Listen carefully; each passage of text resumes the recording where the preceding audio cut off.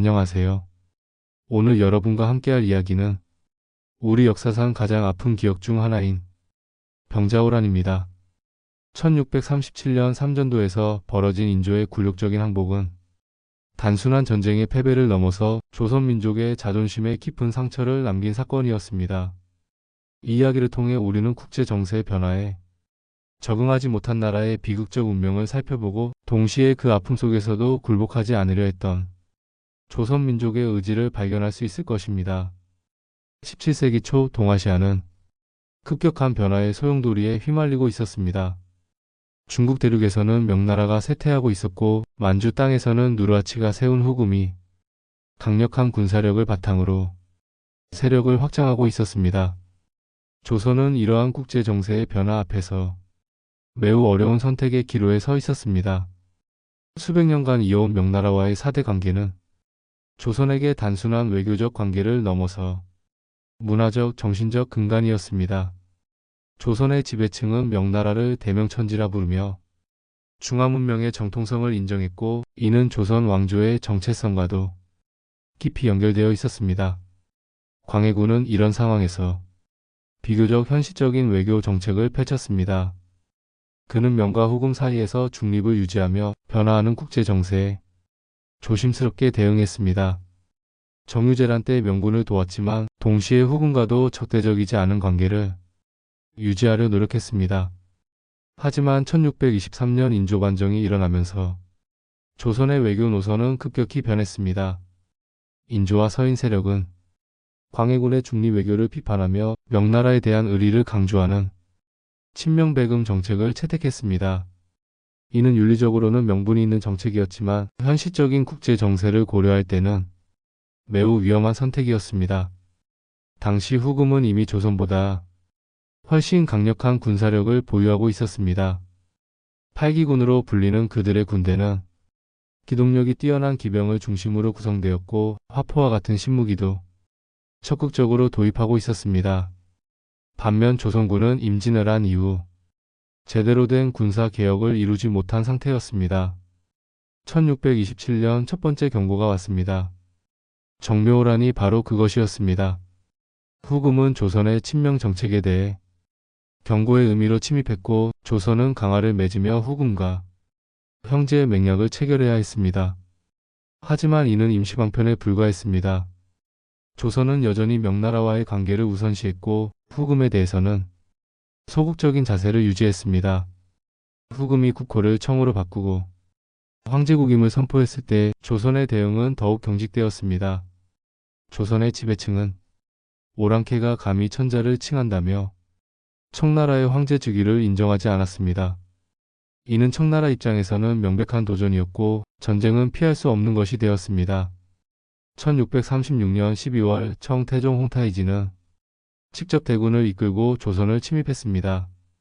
이것이 바로 병자호란의 시작이었습니다. 청군은 압록강을 건너자마자 파죽지세로 조선 땅을 밀어붙였습니다. 조선군의 대응은 처음부터 혼란스러웠습니다. 평안도의 조선군은 청군의 급속한 진격을 막지 못했고 각 지역의 방어체계는 연계성 없이 개별적으로 무너져갔습니다. 당시 조선의 군사체계를 살펴보면 그 한계가 명확히 드러납니다. 훈련도감은 임진을 한 후 설치된 상비군이었지만 인원과 무기가 부족했고 훈련도 체계적이지 못했습니다. 지방의 서고군은 농민과 민병으로 구성된 예비군이었는데 평상시에는 농사를 짓다가 전쟁이 나면 소집되는 형태였습니다.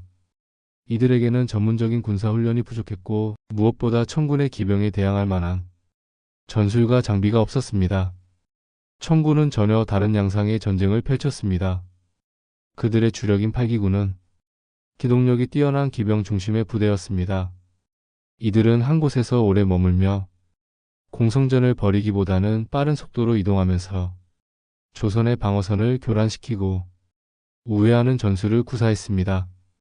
특히 청군은 조선의 심리적 약점을 정확히 파악하고 있었습니다. 그들은 한양을 직접 공격하기보다는 먼저 강화도로 가는 길목을 차단했습니다. 강화도는 몽골 침입 때부터 조선 왕실의 피난처로 여겨져 온 곳이었습니다. 청군은 이 길목을 막음으로써 인조로 하여금 심리적 압박감을 느끼게 했습니다. 인조는 처음에는 강화도로 피난을 계획했지만 청군이 이미 그 길을 차단한 것을 알고는 결국 남한산성으로 향했습니다. 남한산성은 한양에서 남쪽으로 약 25km 떨어진 곳에 있는 산성으로 자연적인 지형을 이용한 요새였습니다. 하지만 남한산성에서의 농성은 처음부터 희망이 없는 것이었습니다. 겨울이었기 때문에 식량과 연료가 부족했고 무엇보다 외부로부터의 지원을 기대하기 어려운 상황이었습니다. 각 지방에서는 청군의 공격을 막아내기에도 벅찼고 명나라의 지원도 기대하기 어려웠습니다. 남한산성 안에서 벌어진 45일간의 농성전은 그 자체로 하나의 드라마였습니다. 추위와 배고픔 속에서도 신하들 사이에는 치열한 정치적 갈등이 벌어졌습니다. 주전파와 주화파로 나뉜 신하들은 끝까지 서로 다른 주장을 펼쳤습니다. 김상원으로 대표되는 주전파는 차라리 죽을지언정 오랑캐에게 굴복할 수는 없다며 끝까지 항전할 것을 주장했습니다. 반면 최명길로 대표되는 주화파는 현실적인 상황을 고려하여 강화를 통해 백성들의 생명을 구해야 한다고 주장했습니다. 이 논쟁은 단순한 전술적 차이를 넘어서 조선의 정체성과 가치관에 대한 근본적인 물음이었습니다. 과연 명분과 의리가 중요한가, 아니면 현실과 실리가 중요한가? 이는 조선 후기 내내 지속될 철학적 갈등의 시작이기도 했습니다. 1637년 1월 30일 더 이상 버틸 수 없게 된 인조는 마침내 항복을 결심했습니다.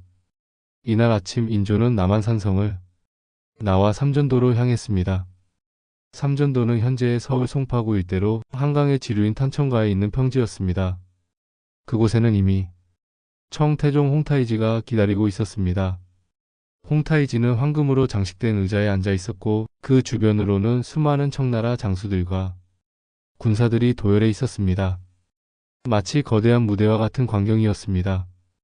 인조가 삼전도에 도착했을 때의 모습을 상상해보면 그 참담함을 조금이나마 느낄 수 있을 것입니다. 조선의 국왕이, 그것도 만백성의 아버지라 여겨지던 임금이 적국의 황제 앞에 무릎을 꿇어야 하는 상황. 이는 조선 건국 이래 한 번도 경험해보지 못한 굴욕이었습니다. 항복의식은 청나라의 예법에 따라 진행되었습니다. 인조는 청태종 앞에서 305구둘에 즉 3번 절하고 9번 머리를 조아리는 의식을 행해야 했습니다. 이는 신하가 황제에게 하는 최고의 예의였습니다. 조선의 국왕이 청나라 황제의 신하가 되었음을 공식적으로 선언하는 순간이었습니다. 더욱 굴욕적인 것은 변발이었습니다. 만주족의 전통에 따라 폭속한 민족은 머리를 깎고 변발을 해야 했습니다.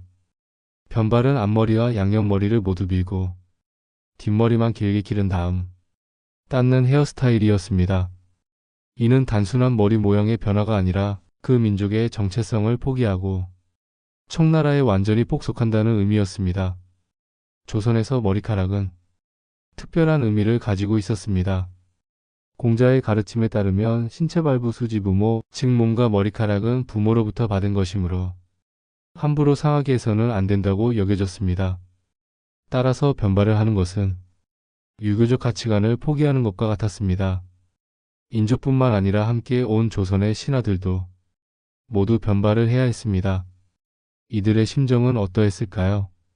인조실록에는 당시의 참담한 분위기가 잘 기록되어 있습니다. 신하들은 서로 마주보기도 부끄러워했고 많은 이들이 눈물을 흘렸다고 전해집니다. 청태종은 이 의식을 통해 단순히 조선을 굴복시키는 것을 넘어서 동아시아의 새로운 질서를 선언하고 있었습니다. 이제 중국 대륙의 새로운 주인은 청나라이며 조선도 이 질서에 복종해야 한다는 메시지였습니다. 하지만 청나라의 의도와는 달리 이 굴욕적인 순간은 조선 민족의 마음속에 지워지지 않는 상처로 남게 되었습니다. 특히 당시 이를 목격한 사람들과 후대에 이 이야기를 들은 사람들에게는 언젠가 이 치욕을 씻어야 한다는 의식이 깊이 각인되었습니다. 삼전도 항복 이후 조선이 청나라에 바쳐야 했던 조공의 규모도 엄청났습니다. 금은, 비단, 인삼 등 각종 물품을 정기적으로 바쳐야 했고 특별한 경우에는 추가 조공도 요구되었습니다. 더욱 아픈 것은 인적 조공이었습니다. 인조의 아들들인 소현세자와 복림대군을 비롯해 많은 왕족과 대신들이 청나라로 끌려가야 했습니다. 이들은 인질이나 다름없었습니다. 특히 소현세자는 8년간 심양에서 생활해야 했는데 이는 조선 왕실에 큰 상처를 남겼습니다. 훗날 소현세자가 귀국 후 얼마 되지 않아 의문의 죽음을 맞은 것도 이와 무관하지 않다는 추측이 있을 정도입니다. 병자호란이 끝난 후 조선 사회는 깊은 상처와 혼란에 빠졌습니다. 백성들은 자신들이 섬기던 임금이 오랑캐 앞에 무릎을 꿇는 모습을 보며 큰 충격을 받았습니다. 조선 왕조의 정통성과 위엄에 대한 의문이 생겨났고 사회 전체에 패배감과 굴욕감이 퍼져나갔습니다. 하지만 조선인들은 이 굴욕을 그대로 받아들이지 않았습니다. 표면적으로는 청나라에 복종하는 모습을 보였지만 마음속으로는 언젠가 이 치욕을 씻어야 한다는 의지를 불태우고 있었습니다. 이러한 감정은 북벌론이라는 형태로 구체화되었습니다. 북벌론은 말 그대로 북쪽의 청나라를 치겠다는 계획이었습니다. 하지만 이는 단순한 복수심을 넘어서 조선의 자주성과 명분을 회복하려는 의지의 표현이기도 했습니다. 북벌론자들은 청나라를 정통성이 없는 찬탈 정권으로 보았고 조선이야말로 중화 문명의 정통을 계승한 나라라고 자부했습니다. 인조의 뒤를 이은 효종은 북벌론의 가장 열렬한 지지자였습니다. 효종은 복림대군 시절 청나라에 인질로 끌려갔던 경험이 있었기 때문에 청나라에 대한 감정이 남달랐습니다. 그는 왕위에 오르자마자 비밀리에 북벌을 준비하기 시작했습니다. 효종의 북벌 계획은 상당히 구체적이었습니다. 먼저 군사력을 강화하기 위해 군제 개혁을 단행했습니다. 어영청, 금이영, 총융청 등 새로운 중앙군을 설치하고 화기 제조에도 힘을 기울였습니다. 또한 송시열, 송준길 등 서인 학자들과 함께 북벌의 명분과 방법을 연구했습니다. 하지만 북벌론은 현실적인 한계에 부딪혔습니다. 무엇보다 조선의 국력이 청나라에 비해 현저히 부족했습니다. 병자호란 때의 참패는 단순한 우연이 아니라 양국 간의 국력 차이를 보여주는 것이었습니다. 설령 조선이 군사력을 어느 정도 강화했다 하더라도 청나라 역시 계속해서 발전하고 있었습니다. 더욱 중요한 것은 국제 정세의 변화였습니다. 청나라는 이미 중국 전체를 통일하고 동아시아의 새로운 패권국으로 자리 잡았습니다. 명나라는 완전히 멸망했고 조선이 의지할 만한 외부 세력도 없었습니다. 이런 상황에서 조선 혼자서 청나라에 도전한다는 것은 계란으로 바위치기나 다름없었습니다. 결국 효종의 북벌론은 꿈으로 남을 수밖에 없었습니다. 효종은 1659년 북벌의 꿈을 이루지 못한 채 세상을 떠났고 그의 뒤를 이은 현종 때부터는 북벌론이 점차 현실론에 밀려났습니다. 하지만 북벌론이 완전히 사라진 것은 아니었습니다. 이는 조선 후기 내내 조선 지식인들의 정신적 지주 역할을 했습니다. 비록 현실적으로는 불가능한 일이었지만 북벌론을 통해 조선인들은 자신들의 자존심과 정체성을 지킬 수 있었습니다. 특히 주목할 만한 것은 조선중화주의의 등장입니다. 청나라가 중국을 통일한 후 조선의 지식인들은 이제 중화 문명의 정통은 조선에 있다고 주장하기 시작했습니다. 중국은 오랑캐인 만주족에 의해 오염되었지만 조선만은 순수한 중화 문명을 유지하고 있다는 것이었습니다. 이러한 사상은 조선 후기에 문화와 학문에도 큰 영향을 미쳤습니다. 조선의 학자들은 중국의 학문을 맹목적으로 따르기보다는 스스로 중화 문명의 계승자라는 자부심을 갖고 독창적인 학문을 발전시켜 나갔습니다.